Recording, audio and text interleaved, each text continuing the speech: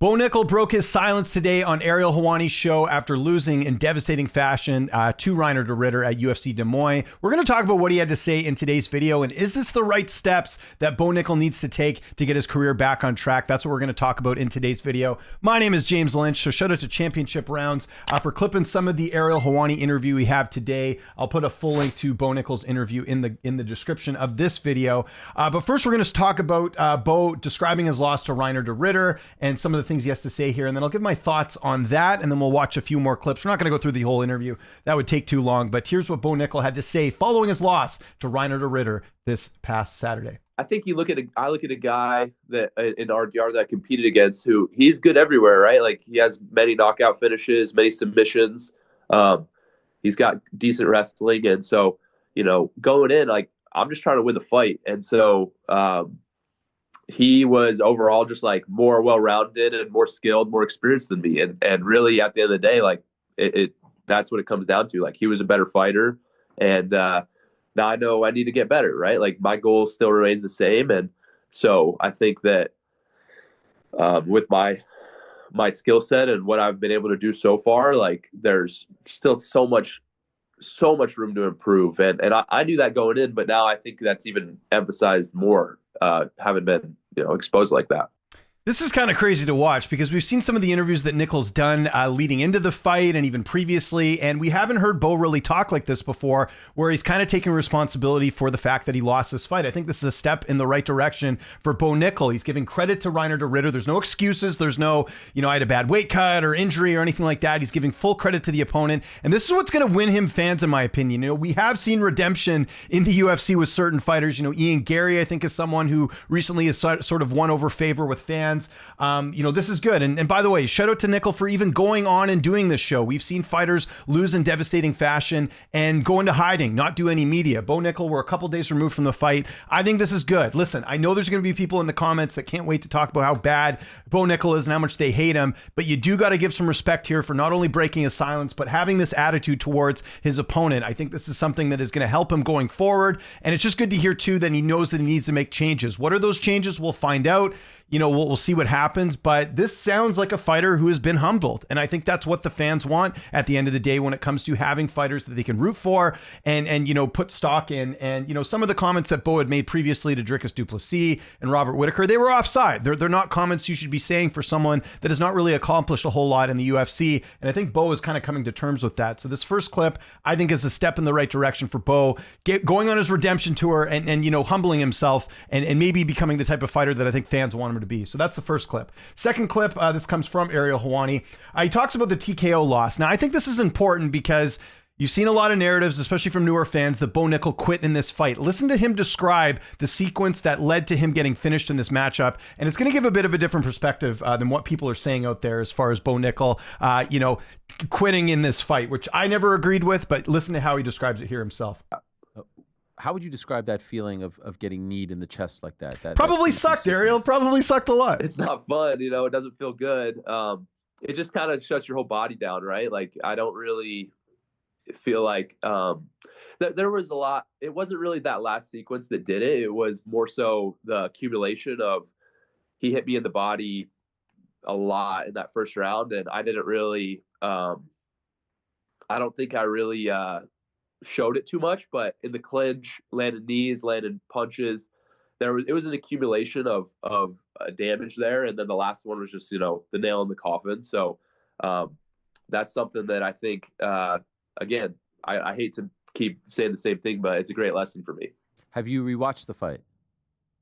No, I pretty much know exactly like how it went down. I'll rewatch it at some point, but going through. Yeah, so anyways, all the people that said he quit. Again, we've seen fighters quit in fights. We've seen fighters do the hand gesture or, yell out. Nickal didn't do that here. Again, I know people don't like Nickal, but let's start telling the truth a little bit here. He didn't quit in this fight. It was an accumulation of damage. We've seen this with other fights in more brutal fashion. Rory McDonald's body shutting down against Robbie Lawler, obviously completely different fight, but same sort of thing. Your body just shuts down. Shane Burgos against Edson Barbosa. I think that was one too, where it was kind of like a delayed finish. This was just an accumulation and Bo's body just gave out. But this idea that he, went in there and quit and said, stop, stop. I didn't see any hand gestures. I didn't see him yelling out and saying I'm done or anything like that. So it's just, again, if you don't train or you don't, follow the sport close enough, you don't understand that accumulation of damage is a real thing. And I'm glad Bo brought this up because, again, all these people that said he quit, he didn't quit in the fight. His body just couldn't handle it anymore. There's only so much you can do as a human being.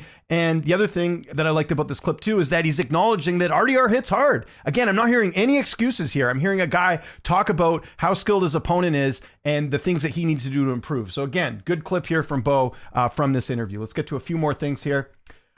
So obviously the negative reactions are going to be something I've seen this all over my timeline, all over YouTube, people crapping on Bo Nickal. This is Bo Nickal talking about the negative reaction since losing. The aftermath, the reaction, obviously has been immense. It's been intense. We have seen this a few times. At least I have, covering the sport. It reminds me a little bit that he deserved. Of course, what he deserved. Have you seen any of that? Have you been exposed to any of that? And if so, why do you think people are reacting this way? Well, we know why, but yeah.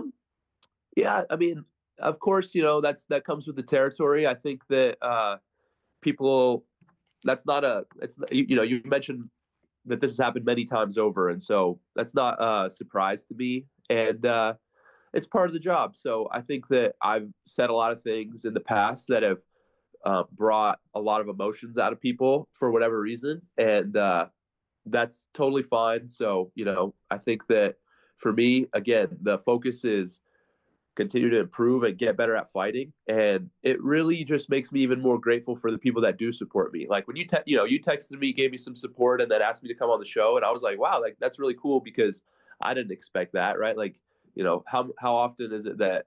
Well, let's be honest. I mean, getting a Bo Nickal interview after, everyone's talking about it. I'm sure who wouldn't want to interview Bo Nickal and, get the response and everything. But anyways, just to kind of summarize this as well. And again, this whole video isn't to because I know people in the comments will be like, oh, you're only saying good things. This is the way you're supposed to handle a loss. This is how you get fans on your side. I'm seeing a lot of, hey, I don't blame people for going after me. I'll take responsibility. It's part of how things are going. He's not insulting fans. I'm sure he's had horrific stuff in his DMs or people saying different stuff, but he's taking the high road here. He's being like, look, I've said things. This is what's coming back. He's acknowledging that. This is all good coming from Bo Nickal. Again, this clip's 5 minutes. We're not going to watch the whole thing. I did want to get to one more thing as well, and I think this is key too for Bo Nickal's career going forward. Here he's talking about activity. This is the last clip we'll watch here, and then I'll give my thoughts. I was talking with Coach Mike on the way back, and I was like, I want to fight ASAP. Let's go. Get back into it. But I think that I'll talk with the coaches and see what's best.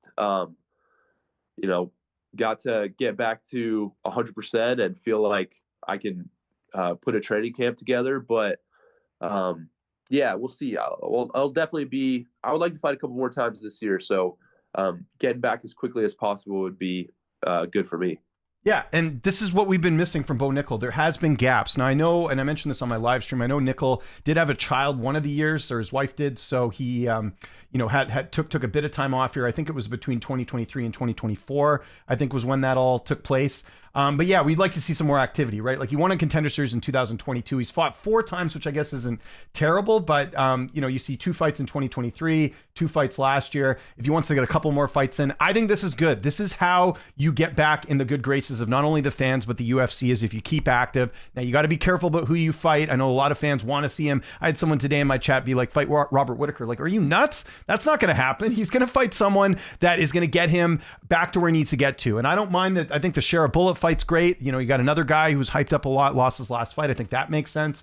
I think the big thing for Bo is just, again, making changes, getting better, and just improving on that skill set here. But, to kind of summarize everything that we've watched here, and again, watch the full interview here in the description, I think this is good. I think this is about as good as you can handle a loss from a fighter that was, hyped up a lot, and a lot of it was self-inflicted, right? We heard the comments that Bo said to other fighters, shouldn't be doing that. I don't have a problem with people promoting themselves. When you're starting to go after fan favorite fighters like a Whittaker or DDP, you're going to get backlash like this. That's the problem with it. I'm telling you, Ilya Topuria loses a fight, he's going to have the same thing because it's a similar way of promoting themselves.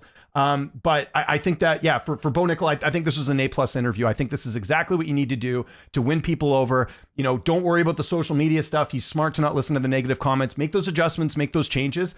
And just, if you're going to do media, just focus on getting better. Don't worry about other opponents. I think that did play into Bo too much, whether that's the people around him. You have guys like Cormier and Chael Sonnen hyping him up. I think that type of stuff he's got to ignore and just focus on being a good fighter and getting back to the spot where it's going to be exciting for the division. Because listen, for all the people that are hating on Bo Nickal, at the end of the day, him being in the division, him having any sort of intrigue is good for the division. It's going to create good matchups. Everyone at some point wants to see that fight with Khamzat Chimaev. I don't know if we'll ever get it. I think this loss is obviously a big setback, and I think we're miles and miles away from that fight ever happening. But that fight for the division would be huge. And I think that, Bo is doing the right steps to getting back here. And again, we've seen other fighters where they've lost in brutal fashion and they haven't done any media. Ronda Rousey comes to mind. Colby Covington didn't do a lot of media after some of his losses. These are things where I think we want to see the fighter take accountability. And I think Bo certainly did that in this interview. So I think this is a step in the right direction. I'm not expecting people to watch this interview and be a fan of Bo Nickal, but I think at the very least, you can acknowledge that this is the way you handle a loss. Is a good blueprint for fighters